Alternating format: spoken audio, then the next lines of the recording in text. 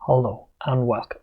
In this video we're going to talk all about functions in R. In particular, we're going to stress why it is that it's about time that you start considering writing your own R functions. We'll see that R makes this very approachable and readily achievable with the level of R knowledge that we have thus far. So what are these things? Well, functions, they're typically self-contained pieces of R code that are written to carry out a specified task.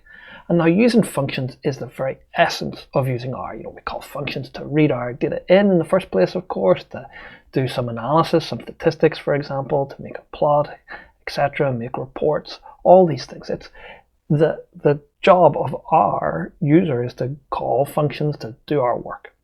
So every function in R, whether it's your own function or it comes from somewhere else, it has three common parts. Now, here the first is a name that we use to call the function. Now, if this is your own function, of course, you can pick whatever name you want. Almost anything will do the job here, apart from words that begin with numbers, for example. Now, the second thing that almost all of R functions have are input arguments. These are the inputs to the function, and often there can be more than one of these. For example, here there are multiple. There are two comma-separated input arguments. Now, the third thing is really the main heart of the function, if you will. We actually call it the body. It's all about the body because it's where the actual work gets done. Typically, this will be R code that's executed line by line in the typical fashion to achieve the goal or the effect of the function. So let's have a little example. Here's our first example, and it's a little bit of a silly function here, but we'll work with it because it'll build up it'll get us warmed up here for where we're going in this video. It's silly because we can add numbers in lots of ways. We can just use the plus, or we can use the sum function, for example. But here I've called this function add because, well, that's what it does.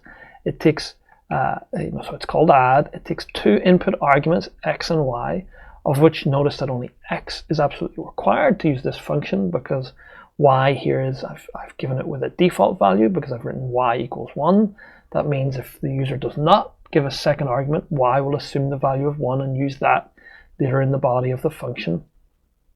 And then the body here is really simple. It's just x plus y. And because this is actually the last line of the function, it'll be the answer here that's returned to the user when they call this function. So let's give it a try and see how it works. So let's shift over for a moment, and I'd like you to do this too, please, with me, is shift over and open RStudio and see how this little add function works here.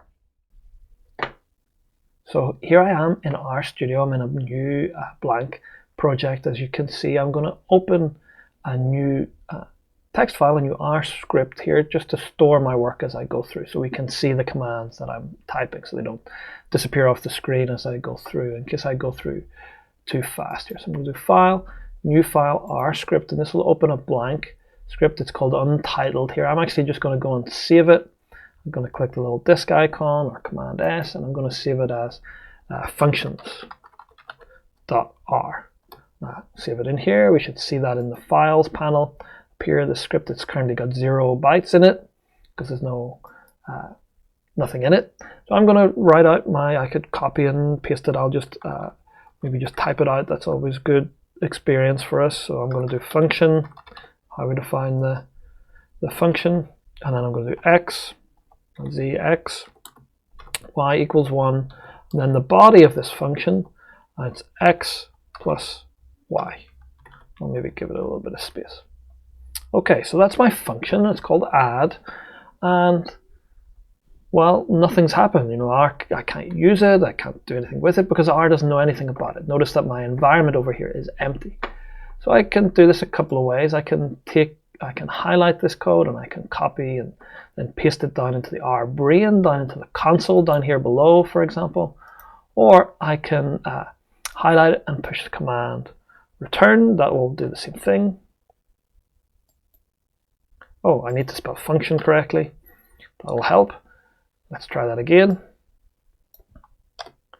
And now, if I clean up my drop-ins, you'll see that I've pasted that in, and the add function with the function here is available. I could click on it, it would show me it, but it means that R now knows about my function and I can actually use it to do things here. So if I then try and test it out, so I could do add x equals 4. So what would we predict this gives? Well, it's going to, the first argument is going to be 4. I'm not giving it a y argument, so it's going to be 1. So it's going to be 4 plus 1 is 5. Let's try it out. And I see indeed down here in the console, my answer is 5. Now I could give it 2 arguments, like x equals 4 and y equals, let's say, 10. Okay, and then I could send that down and I get 14. 10 plus 4 is 14. So the y, that argument is working here. It seems happy. I could call the same thing without explicitly naming x and y.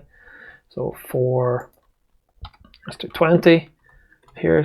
So R is smart enough to know if you don't name the arguments that the first one will be x, the second one will be y here. And it goes and gives me the answer 24. So what if I change this and said, let's make this 10. Let's give an input vector here. So I'll give 1, 2, 5, 10 as an input vector. And I'll put some spaces here just to make it easier to see. So I'm given x is going to be this vector of 1, 2, 5, and 10, and y is going to be 10. I'll just spell it out to make it clearer. So this is going to work. It's vectorized, so 10 is added to every element of x, and we're pretty happy with it. That's how we'd expect this or hope it would work. I wouldn't need to, do some looping through every element of x to make this work the way I want it to. So what if we did add, and we give it a vector again. Let's give it our 1, 2, 5, and 10. And we'll give our y equals 10 and 20. What will this do? Well, what do you think? What should happen here? Well, if we think about it, it's probably nonsensical to do this because I'm giving it 3 inputs here. And my function, if you remember up above, you can see it up here. It only has 2 inputs. So when I call this, what R is going to go is going to say, no boss, I love you, but there's an unused argument, that number 20. I have no idea what to do with it. I'm out of here. I'm not going to do anything. And it gives you this error message because I'm giving it an input argument that the function doesn't know how to handle. So that's fine. That's the error message that there is. We could later on in our hands-on session, we'll see how to make these error messages a little more friendly for the user. Let me see what would happen if I did something different. Let's delete it here so we can keep everything on the screen. So say we have our input vector of 1, 2, 5, 10, and we added y equals something like this. Now this is, of course, again, nonsensical because what's going to happen here is it's going to convert to a character vector. How do you do math with strings? Well, the answer is you kind of can't. It says non-numeric argument to binary operator. When we do that addition inside the body of the function, it doesn't know how to do it, and it'll give you an error message. And this is probably a sensible result here. It mightn't be the friendliest error message in the world, but again, we'll see how to tailor these error messages inside our own functions in our hands-on session on Thursday. So let's move on from that little add function, which is a bit of a silly example, and build up to something more realistic, where we'd actually want to think about writing a more robust, useful function. So I'm going to return to the slide display here, and we're going to look at some code. So this is a bit of code that I've taken from this book, the R for Data Science book that I've mentioned a couple of times by Hadley and Garrett. And it's in chapter 15 of that book there, where they're talking about our functions and what motivates us writing functions. And so let's have a look at their code. So what is this code doing? Well, the first thing to note, maybe the most striking thing when we look at the screen here is that the lines kind of look the same, right? The first line, the second line, third line, fourth line here, they're kind of look the same. And that's because, in fact, they're doing the same thing over and over. And the first line is taking something called $A as input, and so that's a column of a data frame, most likely called df, and it's doing something to it. And then the second line, it's doing similar sort of thing for $df$b, and on the third line for $df$c, and for the last line on $df$d. So it's working on different columns of the same data frame here. And what is it doing? Well, if we look at that first line, what it's doing is it's taking the column, the $df$a, and it's subtracting the minimum value from that column. So it's calculating the minimum numeric value in the column, and it's subtracting it away from all entries. Then it's putting that together in the top of a little fraction, or dividing by the range. That's the maximum value in the column minus the minimum value in the column. So what this will achieve here is it's actually called scaling or rescaling of numeric values, so that they'll all lie, in this case, between 0 and 1. And this is something that we do quite a lot before we do further analysis. Otherwise, a lot of analysis that we might do might be potentially sensitive to values that are measured on different scales or on different units that are of a different range. For example, if we had some data that's measured in millimeters or kilograms or something like that, people's height in millimeters and weight in kilograms, those measurements are in quite different scales. One will be in hundreds, one will be in tens, hopefully, and so any analysis that we might do might be more prone to weighting the millimeter measurement just because it's on a bigger range more prominently than the one that's measured on the smaller range of values, for example. So we'll rescale them, and we do this a lot in bioinformatics. We rescale counts and all sorts of things to make comparisons more fair. So let's see how we could do this. Let's have a look at this code and see how we do it. Well, the first thing when we look at it here is actually something that's quite dangerous. It's kind of silent and deadly mistake here that came about because this was a copy and paste job. We wrote some code and it worked on $df$a, so I just pasted it 1, 2, 3, 4 times, or 3 more times, and then I edited all the A's in the second line to be B's, but I missed one because I'm human and attention spans wander, and I just missed it. I just made a mistake. And the same thing happened on the last line. You see, these should all say $df$d on the last line, but I forgot to update one. It still says A. So this is risky and dangerous and problematic because it's not going to give an error message, right? It actually is a valid calculation to do, but it's going to give the wrong answer. And that answer will not be shouted about or give an error message or some other warning or something like that. It's just going to keep on going because R loves you and it'll do whatever you tell it to do. And this will cause trouble. So we don't want to live like this. We don't want to work like this. We don't want to have all these copied and paste duplicated code in. We want to take it and write a function. So what might this look like if we did it properly? Well, here's an example. I made up the name Rescale here, and it'll take the input $df$a, and this looks way better than the code that was on that last slide, right? Of course, it makes the purpose of the code more clear. It's a lot more compact and readable. It reduces those mistakes that will creep in from copying and pasting and human nature. It'll make updating the code easier in the future. If I wanted to rescale between different values, for example, I only have to do it in one function. I don't have to edit every single time I pasted this all throughout my project, my analysis workflow. And it'll make duplication and reuse in other projects a lot easier. Okay, so hopefully those sound like good positives, good advantages, and that it's something you want to consider doing. When you find yourself doing the same thing multiple times, it's time to start thinking about going to the next level and making things more robust in this functional approach. So how would we go about this?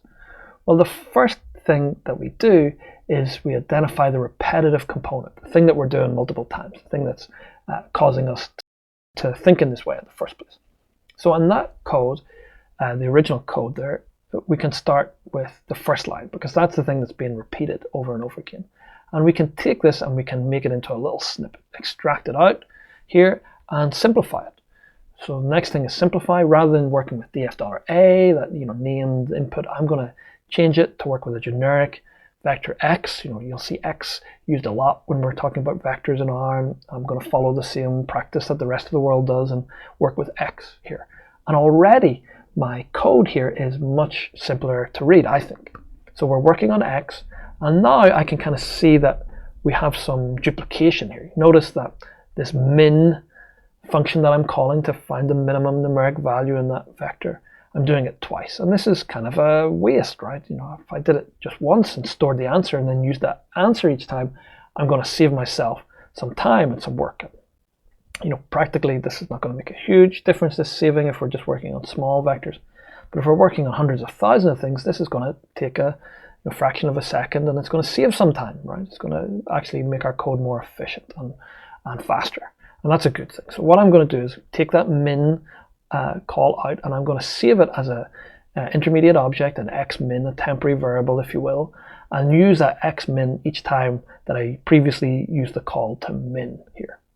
Okay.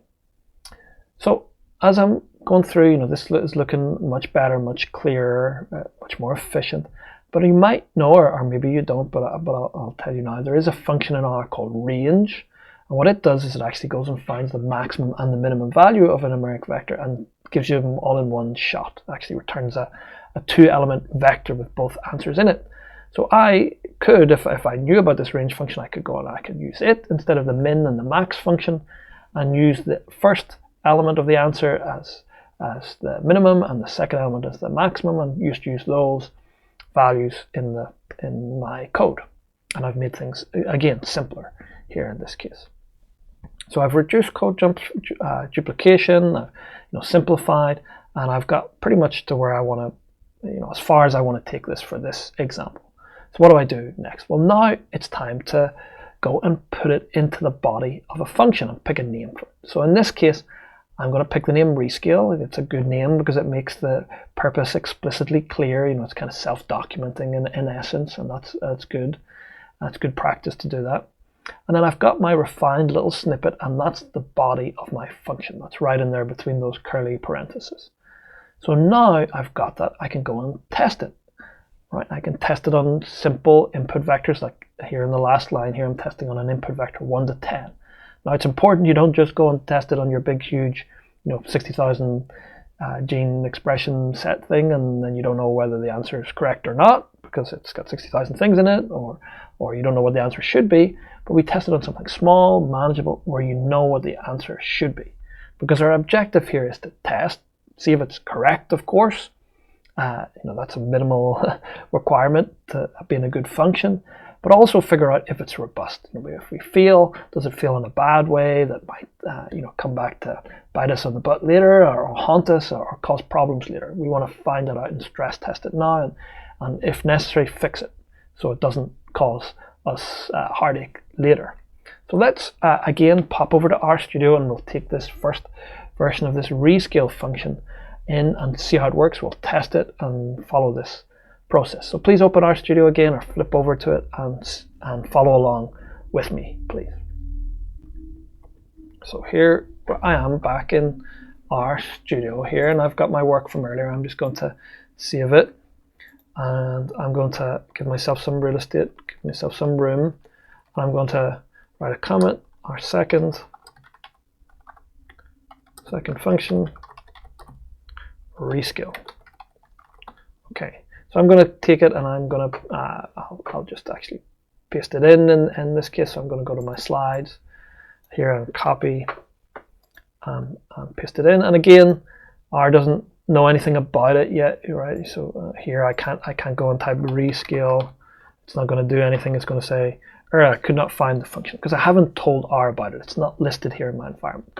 So I'm going to take it, and I'm going to make sure R knows about it. I'll just paste it in for this example. And here, finally, it appears, and I can use it. So if I'm in my console, for example, here, I can type and I can see that it auto-completes. It's a first-class citizen, same as every other function. It's just that easy to make these things, right? I just paste it in, R knows about it, and I can auto-complete, and I could give it some input, like 1 to 10. And it'll do its job. In this case, it rescales to lie between 0 and 1, and that's the correct answer. Let me save this in my script so I have the record of my work. So I'm going to test on a simple example, and I'm going to save that. And I can run that again, and it'll work. Okay, so that's fine, and I can test it on more numeric vectors and check if it gives the answers that I'm hoping for. And I could test it on things like, maybe I'm running my experiment and for whatever reason, the instrument has a blip, or other data entry problems or something like that, and I miss a value. I have an observation that's missing. So say if I had some values like 1, 4, 10, and 20, right? So this will work because I don't have missing values. Happy days. But if I had a missing entry in here, maybe the second time point or something like that, the second entry is not available. R uses NA to represent not available entries. So this is like a missing data point. What happens if I run this? Well, first, let me think about what I would want it to do. What would I expect, or what would I hope my function to achieve? Well, maybe you want it to shout at you and say, "Whoa, boss, you something went wrong earlier on. Go back and see why you've got a missing value." Or maybe you want it to actually just keep going. Maybe you've got, it was lots of hard work to collect all these samples, and that one that's missing, okay, it's missing, but let's work with what we've got. So either of those scenarios, of course, it's your choice. It's up to you how these things work. You're master of this universe, so to speak. So you can make your functions work however you want. But in my case, I'm going to say, let's do that second. Let's say I want it to rescale all the values, but give the NA back for the second position. Is that what my function does? Let's check. I'm going to push command return or control return here to send it down to the R brain. And I see down here that it didn't work that way. It actually gave NA, NA, NA, NA, or na, na, na, na, na, na. It's like laughing at me, right? Na, na. It's not what I wanted. It returns NA for everything. So why is this? Well, I'm going to have to fix this. This is not a sensible result. It didn't shout at me to tell me that there's missing values. It didn't rescale the values I wanted it to rescale. So let's look at our code again. So here's our code up here. And I can see, I'm going to go line by line and see if I can figure out what's happening. Well, the first line is where I call this range function, the range of x. So I'm going to take that and try it. It's going to check. So here's my input vector, this thing. I'm going to copy that. And I can then wrap it in a call to range. So here's range, and I push return, and it gives me NA, NA. So that's going to go in the second line of my function. The range 1 is going to be NA, so it's x minus NA, and it's going to be divided by NA minus NA, and it's going to return NA for every single input. So this is where it's coming from this range function. So let me look at the help page for range. I'm going to type question mark range, or you can push function F1 here if you're over the name of the function. I'm going to just type it out. So question mark range. And it brings up the help page. Let me make that a little bigger here so we can all see it. And here I'm reading the help page. The usage tells me that I can have multiple arguments, and there's a second argument called na.rm equals false, excuse me. So what's this thing? Well, in the arguments it tells me logical, so that means it's either a true or false value that's allowed here for this argument, indicating if na should be omitted. Omitted means left out. So probably if I flip this na.rm to be true rather than false, I might make progress. So let's test it and see what happens. So I'll close this up for a second, go back here to my console. I've got my range. I'm using my up arrow to recall my previous commands. I'm going to add a second argument, na.rm equals true. And in this case, I push true, or push return, sorry, it actually gives me what I want. It gives me the minimum, which is 1, and the maximum, which is 20. So this should fix my problem. Let's check it out. I'm going to go and I'll write a new version of this function. I'll copy this old one here, and I'll take it and I'll call it rescale NA, or maybe I'll call it rescale 0, 1, for example, because it rescales between 0 and 1. I'm going to actually give it here, I could hard code it in here, na.rm equals true, for example. We'll see that we can do better in this in a second, but I'm going to, again, I can't use this function yet because the R brain or our environment doesn't know, it's not in the environment, our brain doesn't know anything about it. So I'm going to send that down to R, and now it's here. You can see it over in my R Studio environment panel, and I can test this thing that give me my error before. So let's see. I'll add a little comment so my future self knows what I was doing. Fix the NA issue, for example. And now here I'm going to call the correct function, rescale 01. So before, if you remember, I'm going to do the one before it, give me all NAs. This time, if I push the right keys, it'll send it down and it returns what I want. It returns the first value rescale, the second, the missing element, it can't do anything with, so it returns NA, then it rescales all the rest. So I'm happy. I've got it where I want to be. So of course, there's still limitations to this function. It still doesn't give me, error messages or check that the input's numeric. So for example, if I did rescale 01, that's our best version, and give it some input like 1 for string, it's still not going to work, right? It's not going to, I can put any word in here, right? It's still going to give me some error message, non-numeric argument to binary operator. Non-numeric means there's something that isn't numeric in your input and I'm trying to do math with it and it ain't going to work.